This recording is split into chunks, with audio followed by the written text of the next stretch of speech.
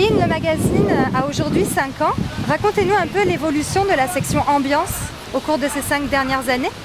Au début, dans le magazine, on n'avait aucune section ambiance. Et au fil du temps, je trouvais qu'il manquait quelque chose pour venir agrémenter et faire le lien entre le savoir, qui sont les articles beaucoup plus informatifs, et le saveur, qui sont les recettes qui reprennent ou qui mettent en application ce qu'on apprend dans le savoir. Mais tout ça fait partie de l'art de la table, de recevoir, de créer une ambiance. Donc, Ambiance est née.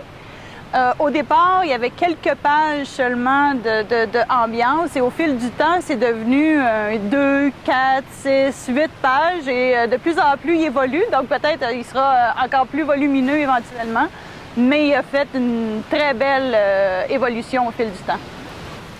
Lynn, j'imagine que quand on fait une section aussi importante dans le magazine, il y a forcément eu des défis à un moment donné, des hauts, des bas, des numéros plus mémorables qu'un autre, des numéros que vous avez préférés peut-être même. Oui, j'ai de la misère à dire lequel j'ai préféré. Je sais qu'à chacun, il y a des défis parce qu'on fait souvent les ambiances dans des endroits où tout peut arriver et quand on est à l'extérieur. Un de ceux que je me souviens qui a été particulièrement grand défi, c'est le pique-nique sur la neige qu'on a fait, je me souviens plus exactement à quel moment, mais une journée où il a fait excessivement froid et on était avec les enfants et les enfants mangeaient puis tout était glacé et là il y avait les mains glacées, donc il fallait qu'ils rentrent à l'intérieur, sortent à l'extérieur. Donc ça, c'est un petit peu plus compliqué. Et ensuite, bon, au moment où on était assez bien installé, là, c'était la tempête de neige, mais au point où on voyait absolument rien. Donc là, ça s'est retrouvé sur le chariot. Il fallait balayer le chariot, les appareils du photographe qui ne fonctionnaient plus du tout parce que c'était gelé. Donc ça, c'est des moments où les défis sont plus grands.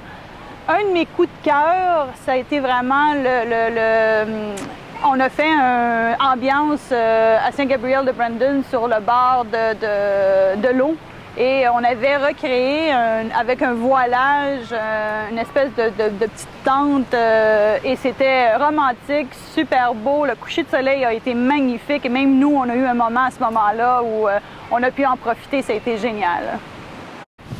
Merci beaucoup Lynn en tout cas pour cette entrevue. Merci à vous. Je vous laisse terminer votre shooting alors, en espérant que le temps reste clément. C'est merveilleux, merci. Merci, au revoir.